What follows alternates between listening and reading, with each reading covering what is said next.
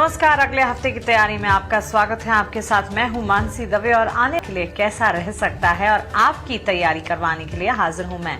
जी हां, भारतीय बाजार में पिछले हफ्ते हमने ढेर सारी अनसर्टेनिटीज देखी, ग्लोबल अनिश्चितताएं भी थी। बावजूद इसके बाजार ने अपने आप को बेहतरी से संभाला।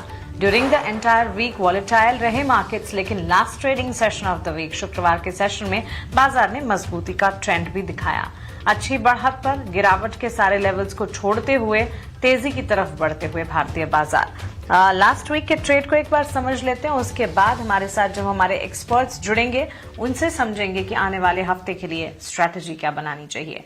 डिस्पाइट ग्लोबल अनसर्टेनिटी, निफ्टी ने मैनेज किया in order to close in a green pattern. 25,571 के स्तर करीब 100 अंकों के ऊपर की मजबूती के साथ निफ्टी में कामकाज देखने को मिला। Top performing leading the gains L&T, HDFC life जैसे काउंटर्स थे, जहां से काफी अच्छी बढ़िया बढ़त के साथ कामकाज देखने को मिला। अराउंड 30 स्टॉक्स निफ्टी के अगर देखें 50 में से 30 स्टॉक्स में मजबूती के साइंस थे और टुवर्ड्स क्लोजिंग भी ये मजबूती जो थी वो जारी रही। बोथ ब्रॉडर मार्केट्स और साथ ही बेंचमार्क्स में अच्छी खासे एक्शन के साथ कामकाज देखने को मिला। निफ्टी की जहां हम बात कर रहे हैं, बैंक निफ्टी को भी स्क्रीन पर लेकर आएंगे। बैंक्स एंड फाइनेंशियल्स, इनफैक्ट सरकारी बैंक का खेमा पूरे हफ्ते कह सकते हैं पीएसयू बैंक स्पेस जो है वो टॉप परफॉर्मिंग था और फ्राइडे सेशन में भी हमने यही देखा, पीएसयू बैंक स्पेस में काफी अच्छी तेजी का एक्शन देखने को मिला। और लाइक्स ऑफ तमाम पीएसयू बैंक से जुड़े हुए स्टॉक्स, इनफैक्ट ये सेक्टर ही आउट परफॉर्म कर रहा था और पीएसयू बैंक से जुड़े स्टॉक्स में मजबूती का रुझान देखने को मिला। Canara bank, Punjab national bank, Indian bank, bank of Baroda, bank of India, Maharashtra bank, SBI, central bank, IOB, तमाम बैंकिंग काउंटर्स में पीएसयू सरकारी खेमे के बैंक्स में अच्छी खासी मजबूती का ट्रेंड देखने को मिला। इतना ही नहीं, आईटी सेक्टर को अगर छोड़ दें, इसके अलावा लगभग सारे सेक्टर्स में अच्छी मजबूती की चाल लास्ट ट्रेडिंग सेशन में देखने को मिली। सिर्फ आईटी स्पेस ने कमबैक नहीं किया, लेकिन पीएसयू बैंक के ठीक साथ साथ energy, metal, FMCG, financial services, automobile, basket, real estate, mid select, pharma, सारे सेक्टर्स में अच्छी खासी बढ़त के बीच कामकाज देखने को मिला। निफ्टी बैंक ने आउट परफॉर्म किया बेंचमार्क को और साथ ही ब्रॉडर इंडेक्सेस को, ये कह सकते हैं। सरकारी बैंक का खेमा तो अच्छा परफॉर्म कर रहा ही था, लेकिन निजी बैंक क्षेत्र से भी अच्छी खासी मजबूती देखने को मिल रही थी। और इसी की तर्ज पर अगर हम देखें, बैंक निफ्टी में भी बढ़िया बढ़त है, कह सकते हैं कि एब्सोल्यूट प्रूफ कि बैंक्स एंड फाइनेंशियल्स अच्छी तेजी दिखा रहे थे। निफ्टी बैंक जो है वो निफ्टी को भी, सेंसेक्स को भी और ब्रॉडर मार्केट्स यानी मिड कैप, स्मॉल कैप को भी आउट परफॉर्म कर रहा था। इनफैक्ट इंडेक्स ने एडवांस किया absolutely for the 4th straight session, जिसमें Punjab national bank, Canara bank जैसे काउंटर्स थे जो कि गेन्स को लीड करते हुए दिखे। सबसे ज्यादा बढ़त इन स्टॉक्स में हमने देखी। इसके अलावा पीएसयू बैंक के टॉप सेक्टोरल गेनर्स की अगर बात करें, सेकंड स्ट्रेट वीक था जब एडवांसमेंट वहां पर देखने को मिली। बिगेस्ट वीकली गेन्स में 2025 के बाद हमने देखे पीएसयू बैंक के स्पेसिस में, स्क्रिप्ट्स में नजर आए। स्ट्रीट ने रिवॉर्ड किया पीएसयू बैंक को, pushing stocks to record high. Of course strong fundamentals थे, रोबस्ट लोन ग्रोथ थे, इंप्रूविंग एसेट क्वालिटी थी, जिसके तर्ज पर हमने देखा काफी हद तक मजबूती का रुझान देखने को मिला। निफ्टी एफएमसीजी इंडेक्स और एनर्जी स्पेस पर भी नजर होनी चाहिए, क्योंकि पीएसयू बैंक के साथ साथ निफ्टी एनर्जी स्पेस में हमने देखा 2.5% के gains during the week. FMCG में 2% के गेन्स रजिस्टर किए, biggest weekly gains since October 2025 कहे जाएंगे। एनर्जी स्पेस में थर्मैक्स, हिताची एनर्जी जैसे स्टॉक्स अच्छी मजबूती दिखा रहे थे और एफएमसीजी में आईटीसी, मैरिको जो है वो गेन्स को लीड कर रहे थे। जिसके आगे भी ढेर सारे बाजार के लास्ट वीक में ट्रेंड कैसे थे, इस पर बातचीत हमें करनी है, लेकिन इस बीच हमारे साथ जो एक्सपर्ट्स जुड़ रहे हैं उनका भी एक एक कर स्वागत कर लेते हैं। हमारे साथ जियोजीत इन्वेस्टमेंट के गौरांग शाह है और यस सिक्योरिटीज के लक्ष्मीकांत शुक्ला भी जुड़ गए हैं। आप दोनों का ही स्वागत है ईटी नाउ स्वदेश पर। अपना समय हमें देने के लिए शुक्रिया। लक्ष्मीकांत जी, क्या आप मेरी आवाज सुन पा रहे हैं? जी हाँ, लेकिन बहुत धीमी आवाज आ रही है आपकी तरफ से।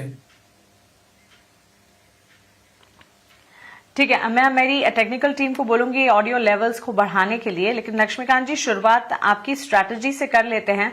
पिछला हफ्ता चैलेंजिंग रहा जरूर, वॉलेटाइल था, last trading session of the week कह सकते हैं बेहतर रहा। यहां से आगे आने वाले हफ्ते के लिए क्या ट्रिगर्स हैं, क्या फैक्टर्स हैं जो एंटिसिपेट करके चल रहे हैं आप इम्पोर्टेंट? देखिए, अगर हम पिछले हफ्ते के चार्ट सेशन से इस चार्ट को कंपेयर करते हैं तो ज्यादा कुछ बदला नहीं है। 200 डीएमए का सपोर्ट पिछले हफ्ते भी था, वही सपोर्ट अभी भी दिखाई दे रहा है। अभी जो फिलहाल जो सपोर्ट है वो 25,300 के आसपास है, जहां पे निफ्टी का 200 डीएमए लेवल्स दिखाई दे रहा है। और मार्केट इसको जब तक रिटेन करता है तब तक हमें एक पुल बैक मूव आने की उम्मीद है। बट मेजर ब्रेक थ्रू तभी मिलेगा जब निफ्टी 25,800 से लेकर 26,000 जोन के ऊपर ट्रेड करे। जब भी निफ्टी 26,000 जोन के आसपास आती है, वहां से हमें सेलिंग प्रेशर देखने को मिलता है। और लोअर लेवल्स पे फिर जो सपोर्ट है वो 200 डीएमए के आसपास दिखाई दे रहा है पिछले 2 हफ्तों से। तो जो सपोर्ट है वो 25,300 रहेगा, रेजिस्टेंस रहेगा 26,000 का। और अगर इसके ऊपर अगर निकलता है, उसके उसके बाद ही एक अपसाइड का मूव निफ्टी में देखने को मिलेगा। वहीं पर अगर बैंक निफ्टी की बात की जाए तो बैंक निफ्टी ने हालांकि अभी भी अपने की मूविंग एवरेज के ऊपर सस्टेन कर रहा है। बट डेली के चार्ट्स पर ये एक डबल बॉटम बनाता हुआ नजर आ रहा है। पहले सॉरी डबल टॉप बनाता हुआ नजर आ रहा है। जो पहला टॉप था वो बना था जब यूएस इंडिया की ट्रेड डील हुई थी 61,764 के आसपास। और कल के इस सेशंस में यानी थर्सडे के सेशंस में भी एक टॉप बनता हुआ दिखाई दिया 21,678 के आसपास। तो वो एक मेजर हर्डल के तौर पे काम करेगा। और अगर निफ्टी 61,700 800 जोन को पार करती है, उसके बाद ही हमें 62,500 के लेवल्स देखने को मिलेंगे। वहीं पर जो सपोर्ट है बैंक निफ्टी का वो भी फिलहाल आता हुआ दिखाई दे रहा है 60,200 के आसपास। और अगर ये लेवल्स टूटते हैं देन 59,700 दूसरा सपोर्ट रहेगा। वहीं पर अगर हम इंडिया विक्स की बात करें तो इंडिया विक्स में हमें एक मेजर ब्रेक थ्रू देखने को मिला है। यहाँ पर अगर हम पूरे वीक्स का सेशन देख रहे हैं तो अराउंड 8% के अपसाइड के मूव के साथ इंडिया विक्स ट्रेड कर रहा है, जो कि एक चिंता का विषय है मार्केट के लिए।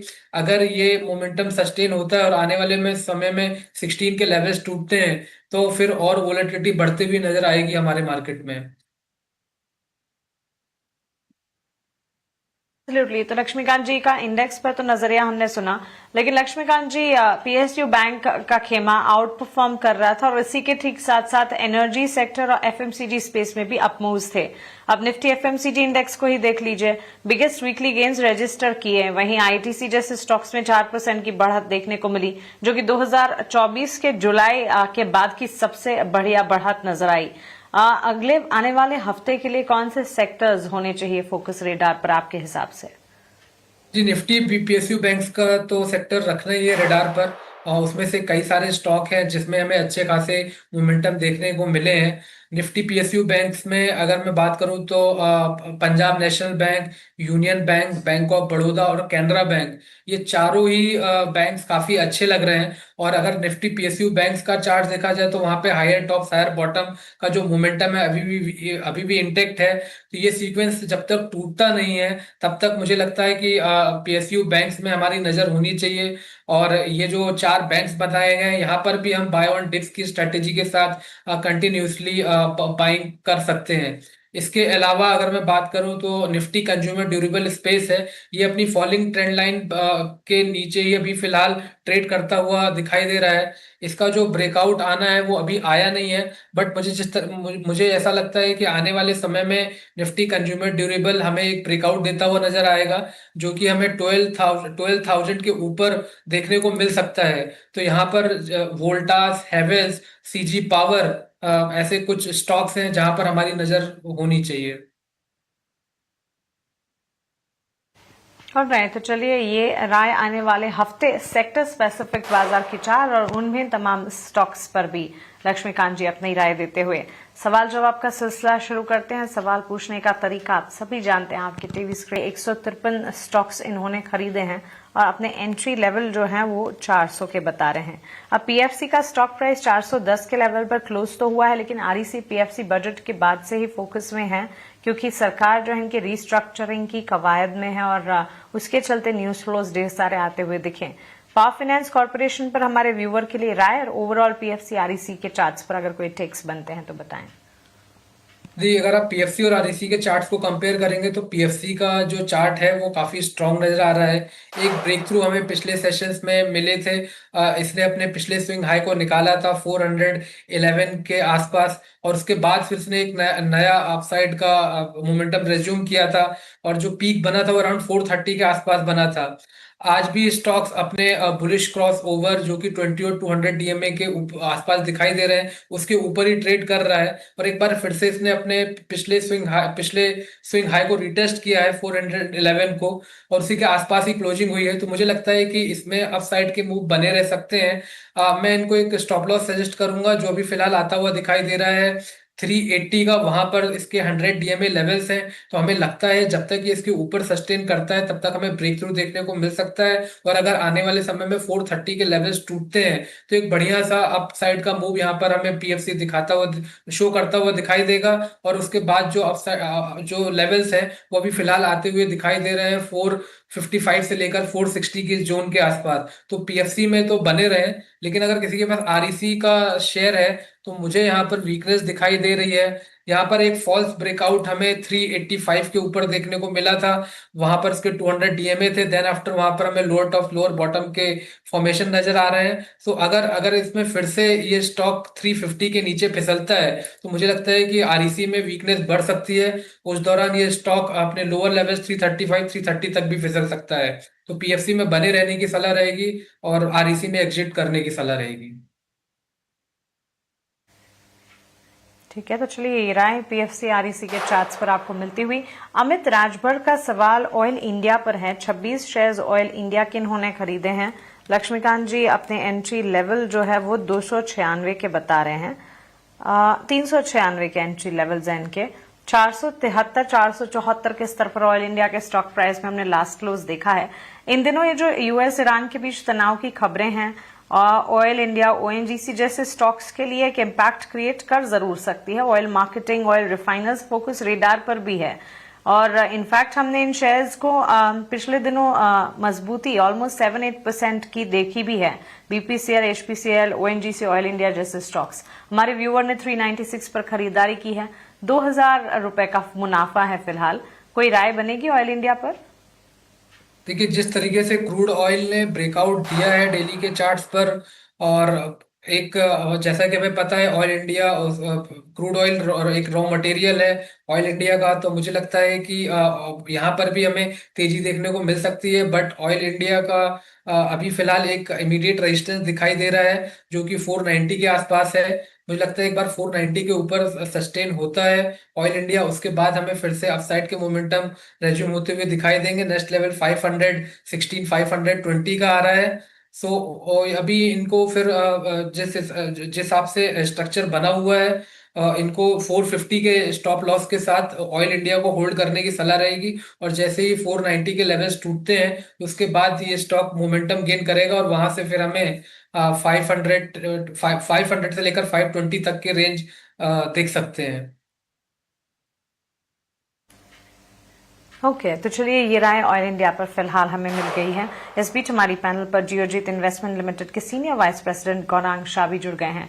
गौरांग सर, स्वागत है आपका ईटी नाउ स्वदेश पर। आप जुड़े उससे पहले मैं और लक्ष्मीकांत जी, मार्केट लास्ट वीक कैसा रहा और यहां से आगे आने वाले हफ्ते के लिए रणनीति क्या होनी चाहिए, इस पर बातचीत कर रहे थे। और सीधे तौर पर आईटी सेक्टर के अलावा हमने देखा मोमेंटम था। भले ही मार्केट की चाल वॉलेटाइल रही ड्यूरिंग द एंटायर वीक, लेकिन चले भी हैं मार्केट्स। और देखा जाए तो PSU bank one of the top most gainer, उसके ठीक पीछे एनर्जी, एफएमसीजी। यहां से आगे बाजार की चाल और कौन से सेक्टर्स फोकस रेडार पर आने वाले हफ्ते के लिए रखने चाहिए सर? धन्यवाद मानसी जी आपका। सबसे पहले तो क्षमा चाहूंगा, आज कुछ तकनीकी दिक्कत हो रही है इसलिए हम फोन से जुड़ रहे हैं आपसे। सभी को प्रणाम और शुभ दिन हमारे तरफ से। छोटा डिस्क्लोजर, जो भी निवेश लायक रणनीति आपके समक्ष इस कार्यक्रम में रखेंगे ये बुनियादी स्तर के आधार पर हमारी फंडामेंटल रिसर्च टीम की तरफ से राय है। इसमें हमारी कंपनी जियोजीत अथवा मेरा किसी भी प्रकार का व्यक्तिगत निवेश नहीं, ना ही किसी प्रकार का वित्तीय लाभ मिलता है, ना ही किसी प्रकार का कॉन्फ्लिक्ट ऑफ इंटरेस्ट। लेकिन इसी स्तर पर राय क्लाइंट्स को देते हैं, संभव है कि उनका निवेश हो। तो देखिए मानसी जी, हमने 2-3 बार देखा कि 25,400 के आसपास जाकर के हमने फिर से ऊपर की तरफ के दायरे देखे।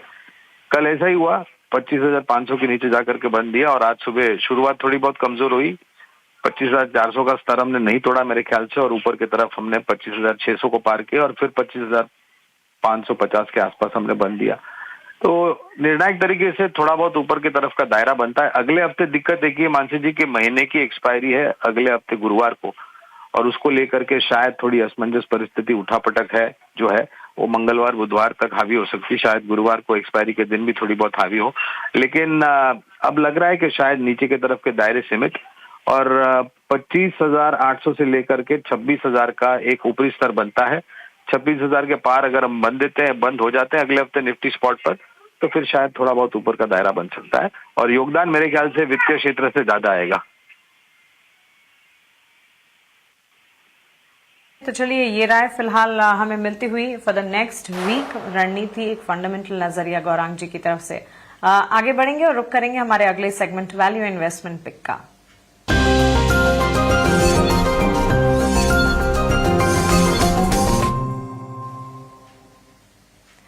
लक्ष्मीकांत जी, आप बताएं आपकी तरफ से वीआईपी शेयर्स कौन से होंगे?